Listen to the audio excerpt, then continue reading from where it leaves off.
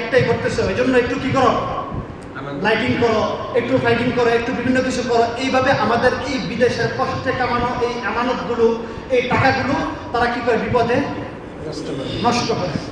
এই জন্য এই যে শব্দটা বলে যে বিয়ে জীবনে কি একবারই করবা, এই জন্য বিয়ে সাথে কিছু একটু রং তামাশা করতে হবে নাকি বলে মোহতারাম হাজরিন। এই বিষয়টা আমরা খুব ভালো করে আজকে ওয়াজ করবো না, যেহেতু এখানে আমি লম্বা সময় থাকি, আমাদের নিজেদেরই মানুষ, যেই কাজগুলো আমাদের সবচেয়ে বেশি সমাজে হয় এই জন্য এই বলতেছি। আমাদের এক ভাই ঈদের পরে বিয়ে করবে, অনেক মুহিব্বিন অনেক চাচ্ছে, চেষ্টা করতেছে, কিন্তু বাপ মার চাপে, আত্মীয় স্বজনের চাপে খোসাতে সহ্য করতে পারে না। কি বলেন, টাকা আছে, খোসা দিলে কি করা যায়? মোহতারাম হাজরিন, খুব ভালো করে বুঝবেন, বিয়ে শাদী কোনো ফুর্তির জিনিস না, কোনো আমোদ ফুর্তির জিনিস। বিয়ে শাদী কি আমোদ ফুর্তির জিনিস না। বিয়ে শাদী কি খুব উল্লাস করার জিনিস না। বিয়ে শাদী একটা গুরুত্বপূর্ণ ইবাদত। বিয়ে শাদী কি একটা গুরুত্বপূর্ণ ইবাদত। আল্লাহ রাসূল বলছেন, আন নিকাহু সুন্নতি ফামান রাগিবা আন সুন্নতি ফালাইসা মিন্না, যে বিবাহ আমার সুন্নাহ। গুরুত্বপূর্ণ সুন্নতের মধ্যে একটা সুন্নাহ হলো কি বিবাহ। যে এই বিয়েকে অবজ্ঞা করবে সে আমার উম্মতি না। এই জন্য বিয়ে শাদী কোনো রং তামাশার জিনিস না, বিয়ে শাদী হাসি তামাশার জিনিস না ভাই। বিয়ে শাদী কি জিন্দেগির একটা গুরুত্বপূর্ণ ইবাদত, এবং এই ইবাদত থেকে আপনার জিন্দেগির মূল জিন্দেগি শুরু হয়। এই জন্য বলা হয়েছে আন নিকাহু নিসফুল ঈমান, বিয়ে হলো কি ঈমানের অর্ধেক। বিয়ে শাদী যখন হয় তার ঈমানটা কি হয়, পরিপূর্ণ হয়। গোটা জিন্দেগির যত নামাজ রোজা হজ যাকাত করলেন তার দ্বারা ঈমান কি অর্ধেক হলো, আর বিয়ের মাধ্যমে কি ঈমান বাকি অর্ধেক পরিপূর্ণ হয়। অর্থাৎ এই বিয়ে শাদী খেলতামাশার জিনিস না। এই বিয়ে শাদী যে সুন্নত তরিকা না করবে, বিয়ে থেকে জিন্দেগির এক নতুন ধারা শুরু হবে, বিয়ে শাদী থেকে তার জিন্দেগির পূর্ণতা শুরু হবে, বিয়ে শাদী থেকে তার জান্নাতের পথে যাত্রার প্রথম ধাপ শুরু হবে। স্বামী আর স্ত্রী দুইজনে মিলে যখন এই জান্নাতের পথের যাত্রা শুরু করবে, নিজেকে ইবাদত মনে করে, এবং এখান থেকে একটা নসল, একটা বংশ দ্বারা শুরু হবে। কি বলেন, স্বামী আর স্ত্রীর মধ্য থেকে বংশ শুরু হবে না? এই বংশ কিয়ামত পর্যন্ত চলতে থাকবে। তো এই বংশের সূচনা হলো ইবাদতের মাধ্যমে। যদি হয় তাহলে বংশ সুন্দর হবে, আর যদি এখানে দুই নাম্বারই করা হয় তো পুরো বংশের অবস্থা কি হবে, দুই নাম্বারই শুরু হবে। বুঝে আসছে? এই জন্য অনেক সময় দেখবেন মানুষ গাছ যখন লাগায়, চারা গাছ, তো ডালা দিয়ে বিভিন্ন কিছু দুই দিক থেকে দিয়ে গাছটাকে সোজা করে রাখে। কারণ ছোট সময় মানে শুরু পর্যায়ে যদি এটাকে সোজা করে রাখা হয় তাহলে বড় হইলো কি সোজা হয়ে বড় হবে। আর সোজা অবস্থায় যদি একটু বাঁকা হয়ে যায় তো পরবর্তীতে আর এত সোজা করা কিনা সম্ভব না। এই জন্য দুনিয়ার ক্ষেত্রে মানুষ খুব বলে যে বাসন রাতে কি করতে হয়, বিলাই মারা করতে হয়, এগুলো মানুষকে প্রতারণামূলক বলে, বিভিন্ন কিছু বলে। কিন্তু বাস্তবতা এটাই যে একদম বিয়ের সূচনা থেকে যদি দিন মানা শুরু না হয়, দিনের উপরে চলা শুরু না হয়, তাহলে 5 বছর পরে 10 বছর পরে এই পরিবার দিনের দিকে আসা কি হয় না, সম্ভব হয় না। সম্ভব হয় না। এই জন্য ভাই বিয়ে শাদী যারা আমরা করি না, এটা অত্যন্ত গুরুত্বপূর্ণ একটা কি। আবু তাহের মির্জা সাহেব লেখেন যে আমরা বিয়ের আগে বিয়ের প্রস্তুতি নেই। বিয়ের প্রস্তুতি কি নেই? বিয়ের প্রস্তুতি নেই, বিয়ের জন্য শাড়ি কিনি, বিয়ের জন্য গয়না কিনি, বিয়ের জন্য মার্কেটিং করি, বিয়ের জন্য বিভিন্ন কিছু কিনি, এগুলো কিনে আমরা বিয়ের প্রস্তুতি নিই। আমরা মনে করি বিয়ের প্রস্তুতি এগুলো। আবু তাহের মির্জা সাহেব বলেন যে না ভাই, বিয়ের সবচেয়ে বড় প্রস্তুতি হলো তুমি কেন বিয়ে করছো, এই বিয়ের লক্ষ্য উদ্দেশ্য স্থির করা। যে আমার বিয়ের মাকসাদ কি, আমার বিয়ের উদ্দেশ্য কি, আমি কেন বিয়ে করছি। আমি একাই তো খুব সুন্দর চলতেছিলাম, আবার কেন আমার বিয়ে করতেছি? আমার ঈমানকে হেফাজতের জন্য বিয়ে করতেছি, আমার আমলকে পরিশুদ্ধ করার জন্য বিয়ে করতেছি, আমার সুকুনাতের জন্য, আমার আমলকে সুন্দর করার জন্য। দুইজনে জান্নাতের সহযাত্রী হব, একজন আরেকজনকে সহযোগিতা করে জান্নাতের পথে নিয়ে যাব। এই জন্য আমরা কি করছি, বিয়ে করতেছি। লক্ষ্য উদ্দেশ্য স্থির করা, এরপরে স্বামীর কি হক সেটা জানা, স্ত্রীর কি হক সেগুলো জানা, এবং দুইজন কিভাবে জিন্দেগি পরিচালনা করলে আমাদের মধ্যে হক আদায় হবে এবং সুন্দর মতো স্থায়ী হবে, এই বিষয়গুলো সম্পর্কে জানা, এটা হলো কি 1 নম্বর জিম্মাদারি বিয়ের আগে। বুঝে আসছে? তো এই জন্য বিয়ে কোনো আনন্দ না। আরো তো আফসোস এবং এর বিষয় হয়ে যায় বিদেশেতে যাওয়ার পরে, হুজুর পারি না, আত্মীয় স্বজনের চাপে, আত্মীয় স্বজনের চাপ দিক যত কিছুই দিক, তারা কি আপনার কবরে আপনার সাথী হবে? না। বাকি জিন্দিগিতে আপনি চলবেন, আপনার স্ত্রী যদি নাফরমান হয়ে যায়, আপনার সন্তানগুলো যদি বেয়ারা হয়ে যায়, এর জন্য কি আপনার আত্মীয় স্বজন সাফার করবে? না। আপনার এই পরিবারকে নিয়ে মৌত পর্যন্ত আপনাকেই চলতে হবে। শুরুতে যদি গলত হয়ে যায়, শুরুতে যদি ভুল হয়ে যায়, তাহলে শেষ পর্যন্ত আপনাকে এই ভুলের মাসুল দিতে হবে। ঠিক। ঠিক আছে? এই জন্য আল্লাহ রাসূল বলছেন বিয়ে শাদীতে কম খরচ করা, বিয়ের যৌতুক কম ধরা, সাধ্য অনুযায়ী যার যতটুকু সামর্থ্য আছে এতটুকু অনুযায়ী কি করা, যৌতুক কি করা, যৌতুক না তো মহর, মহর নির্ধারণ করা, যতটুকু যার সাধ্য আছে সাধ্য অনুযায়ী কি করা। কেউ যদি কোনো বকাটে যদি স্ত্রী ছেড়ে দিতে চায় আর তার যদি 2 কোটি টাকা মহর বেড়ে রাখে, তো 2 কোটি টাকা তাদের সম্পর্ক বাইন্ধে রাখতে পারবে? কোশ্চিন কেন? তো এই জন্য এই বিষয়গুলো আমাদের কি করতে হবে, খেয়াল করতে হবে। আরো বড় বিষয় হলো বিয়ে শাদীর শুরুতেই কি শুরু করে আমাদের দেশে এখন আমাদের দিনদারদের মধ্যে। আমি কেরানীগঞ্জে একটা বিয়ে, আমার একটা অভ্যাস, আল্লাহ মাফ করে, আমার একটা অভ্যাস হলো আমি যদি কোনো বিয়েতে লাইটিং দেখি, ওই বিয়েতে আমি কি করি না, আমার ঘনিষ্ঠ আত্মীয় যদি হয়, আমার খুব ঘনিষ্ঠ আত্মীয়, আমি খালাতো বোনের, আমার আপন খালাতো বোনের বিয়েতে গেছি, ঢাকা থেকে গেছি গ্রামে, আমি গিয়ে লাইটিং দেখে আমি ওইখান থেকে ফিরে চলে আসছি, এই বিয়েতে আমি অংশগ্রহণ করি না। কোনো বিয়েতে যদি যৌতুকের কোনো কথা হয়, সেই বিয়েতে আমি অংশগ্রহণ করি না। আর বিশেষ করে বরযাত্রা আছে না, বরযাত্রা, জি, হ্যাঁ, বরযাত্রা বলতে কোনো জিনিস নাই আমাদের দেশে আছে।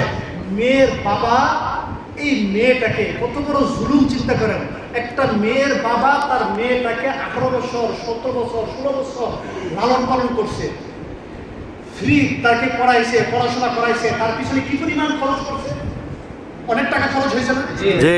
যারা মেয়ের বাবা আছে তারা বুঝতে পারবে, একটা মেয়ে যখন বালেগা হয় একটু হয়, তাহলে তার অর্ধেক চুল পেকে যায় এই মেয়ের টেনশনে, যে এই মেয়ে না জানি কি হয়ে যায়, এই মেয়েকে সুন্দর ভালো পথ করা যাবে কিনা, মেয়ের জন্য কিছু করা যায় কিনা, এই টেনশনে বাবা মার কি হয়ে যায়, চুল না হলে যারা মেয়ের বাবা আছে জিজ্ঞাসা করে দেখেন টেনশন হয় কিনা। ঠিক।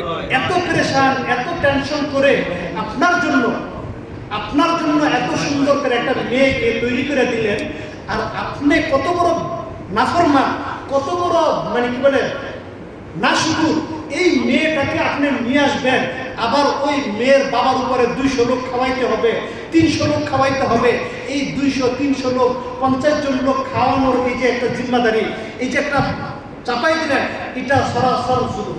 এটা কি জুলুম? জুলুম।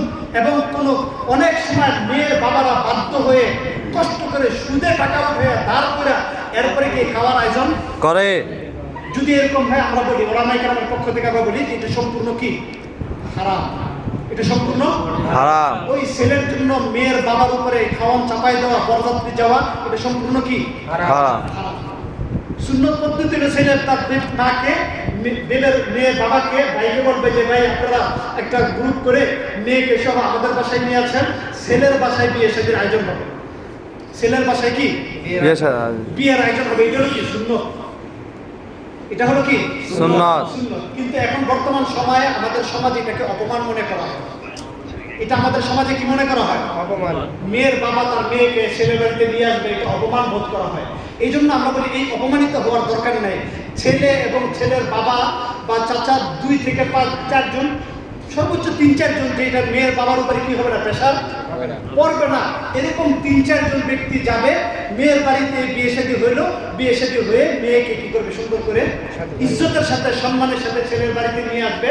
আইনা ছেলের বাড়িতে অলিমা অনুষ্ঠান হবে, ছেলের বাড়িতে কি হবে, অলিমা অনুষ্ঠান। অলিমা অনুষ্ঠান হবে। আল্লাহ বিশাতিন, একটা বকরি দেওয়া হলো, তোমরা অলিমা অনুষ্ঠান করো, বিশাল বড় আয়োজন করে 200-300 লোকের খাওয়াই না, অলিমা অনুষ্ঠান না, একটা বকরি দেওয়া হলো, একটা খাসি জবাই করে হলো, মেয়ের বাড়ি থেকে যে আত্মীয় স্বজন আসবে তাদেরকে, নিজের কিছু আত্মীয় স্বজনকে অলিমা অনুষ্ঠান করে খাওয়াই দিবে। যদি এটাও সমর্থ না থাকে, সামান্য খেজুর দিয়ে অলিমা অনুষ্ঠান করে দিবে, বাস এটাই সুন্দর তরিকা। এর মধ্যে কোনো পেরেশানি আছে? মেয়েকে আমরা বিশাল বড় বিয়েকে আমরা এমন কঠিন করে ফেলেছি, যার ফলে জিনার দরজা খোলা হয়ে গেছে, সহজ হয়ে গেছে। বিয়েকে কঠিন যত করবেন জিনা তত কি হবে? সহজ হবে। হবে। এজন্য জিনাকে বন্ধ করতে হলে বিয়েকে একবার সহজ করতে হবে। করে দিতে হবে। আর সাহাবায়ে কেরামের কত সহজ ছিল। এক নারী আসছে, রাসূলকে প্রস্তাব দিচ্ছে, ইয়া রাসূলুল্লাহ, ইয়া হাবিবাল্লাহ, আমার বিয়ের চাহিদা আছে, আপনি আমার বিয়ে করে নিন। সাহাবী এসে কি বলতেছে? আমার বিয়ের চাহিদা আছে, আমার বিয়ের প্রয়োজন, জরুরত, আপনি আমাকে বিয়ে করে দিন। তো রাসূলের ওই সময় বিয়ের প্রয়োজন ছিল না, বা কোনো ইয়েতে রাসূল একটু চুপ হয়ে আছে, বা একটু অবস্থা হচ্ছে যে এখনো বিয়ের বিয়ে হবে না। একজন সাহাবী মাঝখান থেকে দাঁড়ায় গেছে, ইয়া রাসূলুল্লাহ, আপনি যদি বিয়ে করবেন না, তো আমার বিয়ের জরুরত আছে, আমাকে বিয়ে করাই দিন, তার সাথে আমরা সংসার করতে থাকি। সুবহানাল্লাহ, তাদেরকে বিয়ে করাই দিয়েছে। সুবহানাল্লাহ। তো বিয়ে শাদী হলো একবারে সহজ একটা ইবাদত, সহজ কাজ, কিন্তু এটাকে আমরা বিশাল জটিলতা বানায় বসে আছি। আরো বিয়ে শাদী করতে যায় গায়ে হলুদ করে না, জি, নাউজুবিল্লাহ, গায়ে মলিশ করে, গায়ে হলুদ করে, কত অনুষ্ঠান। পুরান ঢাকায় দেখছি 7 দিন ব্যাপী অনুষ্ঠান চলতে থাকে, 7 দিন ব্যাপী। এবং যেদিন অনুষ্ঠান হয়, আল্লাহ মাফ করুক, আল্লাহ তাদের উপর গজব নাযিল করুক, এরকম হাদী সাহেবের, আমি দেখছি কেরানীগঞ্জে হাজী সাহেবের বিয়েতে 8 লক্ষ টাকা নাকি বিয়ারি আনছে, বিয়ার। নাউজুবিল্লাহ। হাজী সাহেবের এলাকার গ্রহণযোগ্য হাজী সাহেবের ছেলের না মেয়ের বিয়েতে। এবং রাতের বেলা যে অনুষ্ঠান করছে, আল্লাহ মাফ করুক, ক্ষমতাশান প্রভাবশালী, ওই রাত্রে 2টা 2:30 পর্যন্ত আমরা নিজেরাই ঘুমাইতে পারি না। আমার বাসায় এখানে ছিল 5। তো এই বিয়েতে বরকত হবে না, গজব নাযিল হবে। গজব। আর বেগারের যুবক আমরা যারা এখানে আসি, যারা এখানে বিয়ে করি না, এদেরকে বলবো যে ভাই, একটু গায়ক থাকা চাই, একটু আত্মমর্যাদা বোধ আমাদের মধ্যে থাকা চাই। আমি বিয়ে করবো যে স্ত্রীটাকে, এই স্ত্রীটাকে আরেকজনের হাতে বসে ছেড়ে দেওয়া। গায়ে হলুদ কি হয় ভাই? আমি তো যাই নাই কখনো জিন্দেগিতে, কিন্তু যেটুকু শুনেছি বা বিভিন্ন জায়গা থেকে দেখেছি, আপনার বউকে বসায় রাখবে, আর চাচাতো ভাই, জ্যাঠাতো ভাই, খালাতো ভাই যারা আছে, আপনি 2 দিন আগে তাকে স্পর্শ করবেন, তার গাল ধরবেন, তাকে আদর করবেন, যা কিছু করবেন। 2 দিন পরে, 2 দিন আগে তাকে নিলামে উঠাই দিলেন, আত্মীয় স্বজন হাতে তুলে দিলেন যে ভাই, আমি তো 2 দিন পরে বিয়ে করবো, আমার স্ত্রীর সাথে আমি সংসার করবো, আগে তোমরা একটু টেস্ট করে দেখো, তার গালটা টিপা দেখো, গায়ে হলুদ লাগায়, মুখ লাগায় দেখো, ঠিক আছে কিনা, তোমরা দেখে দাও, এরপর আমি করবো। ঠিক। তো কোন যুবকের যদি গায়রত থাকে ভিতরে, আত্মমর্যাদা যদি থাকে, তো সে যে স্ত্রীকে নিয়ে সংসার করবে, যে স্ত্রীকে নিয়ে সে চলবে, জিন্দেগি চলবে, জান্নাতের পথে চলবে, সেই স্ত্রীকে কিভাবে আত্মীয়স্বজনের হাতে তুলে দেয় যে তোমার আমার স্ত্রীর গায়ে হলুদ লাগাও, মরিচ লাগাও, এগুলো লাগাও, এগুলোর জন্য দিতে পারে কোনো গায়রতওয়ালা যুবক? আর যে যুবক 2 দিন পরে নিজের শ্বশুর বাড়ি থেকে আব্বা আম্মা ডাকবে, আম্মা আম্মা ডাকবে, সে আব্বা আম্মাকে বেইজ্জতি করার জন্য বিয়ের দিন বন্ধু বান্ধব দরবারে লয়ে যায়, গিয়ে গোস্তটা খায় সব ফলাই দিব, গোস্ত খায় কি করে দিব? এক তো জুলুম করছে, 200-300 জনের আয়োজনের ব্যবস্থা করছে, আবার দল বাইন্দা যায় আনন্দ করার লেগে, যে গিয়া শ্বশুর শাশুড়িকে কি করবে? বেইজ্জতি করবে। মোহতারাম হাজরিন, এই যে বেইজ্জতি করার রসম, আপনি যখন বিপদে পড়বেন, আপনি যখন সমস্যায় পড়বেন, ওই শ্বশুরের কাছে, ওই শাশুড়ির কাছে গিয়ে এটা আশ্রয় নেবেন, তাদের সাথে আপনি থাকবেন, সারা জীবন চলবেন। আপনার মুসিবতে, সমস্যার মধ্যে এই যে আত্মীয় স্বজনগুলো নিয়ে, যে বন্ধু বান্ধবগুলি নিয়ে তাদেরকে বেইজ্জতি করলেন, এরা কোনোদিন আপনার সমস্যা আগে আসবে না। শীতকালে কি করবেন? আগে আসবে না, বরং একটু সমস্ত সাফার করবে। তা আপনি কত বড় বেকায়ত, কত বড় আপনার নিরজ্জ, যে আপনি আপনার যে দিন পরে আপনার স্ত্রীর বাবাকে, মাকে বেইজ্জতি করার জন্য আপনি দরবারে নিয়ে যাচ্ছেন। আমাদের সমাজে চলতেছে কিনা ভাই এগুলো?